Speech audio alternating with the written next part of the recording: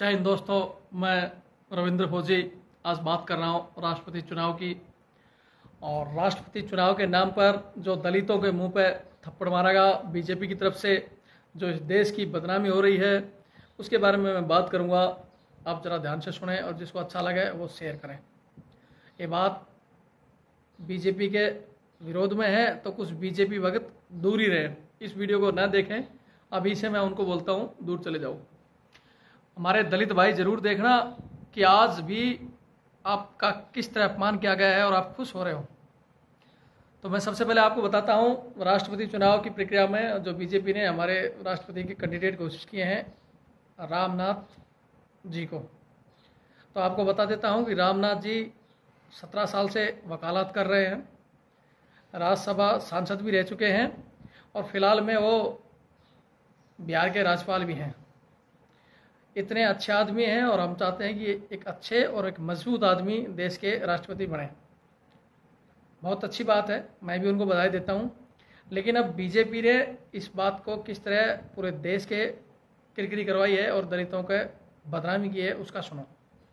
उन्होंने जो घोषणा की है कि हम एक दलित को राष्ट्रपति बना रहे हैं, वो गरीब हैं, दलित परिवार से हैं, पिछड़ी जाति के हैं, इतना कुछ बोल के और उनकी जो एक मजबूत इंसान की छवि को बिल्कुल खराब कर दिया।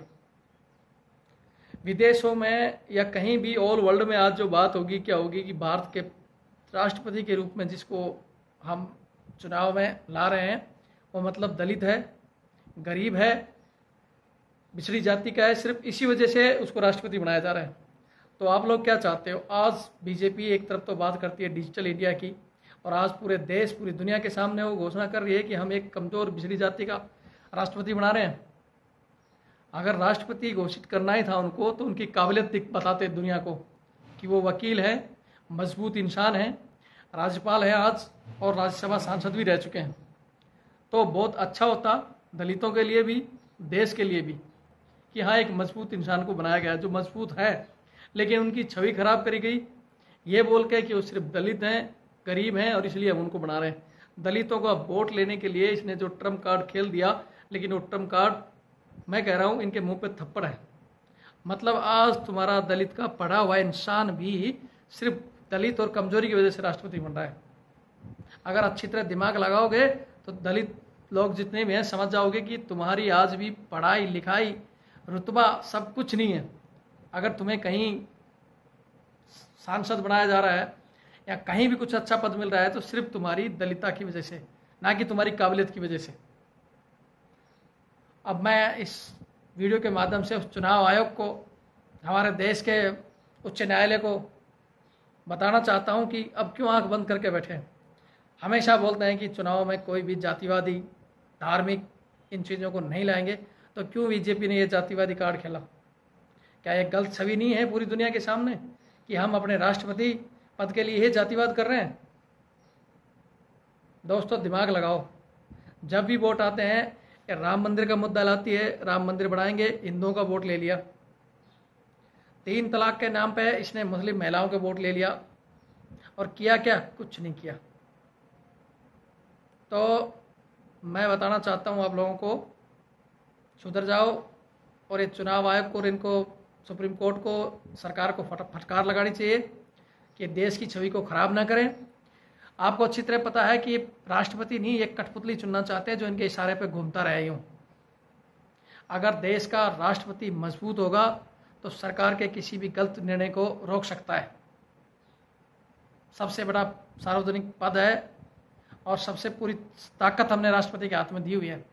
लेकिन आज हमारे प्रधानमंत्री अमित शाह जी और ये 3-4 लीडर हैं जो बीजेपी में ऐसा काम कर रहे हैं। इन्होंने अपने पुराने नेताओं को साइड कर दिया जो मतपूज नेता थे और ये किसी को बीजेपी में ऊपर नहीं आने देंगे।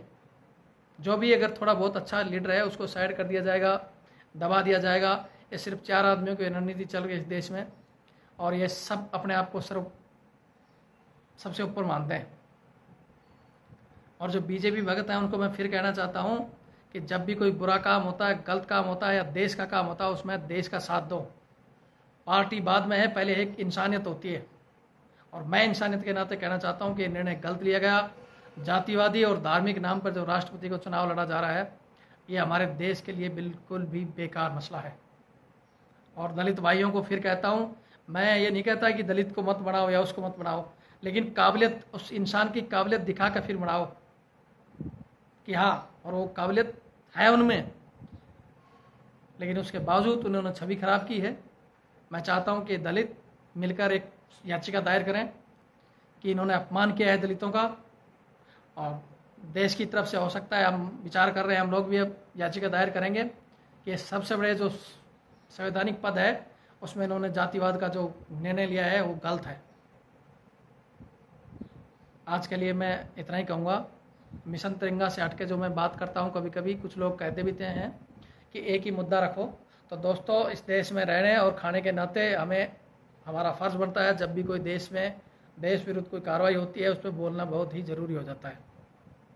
जिनको अच्छा लगे शेयर करें, और बीजेपी भक्त जिनको बुरा लगे और भगवान की तरह पूजा करते रहे गलत आदमियों की, उनको भी धन्यवाद। सबको धन्यवाद। जय हिंद, जय भारत।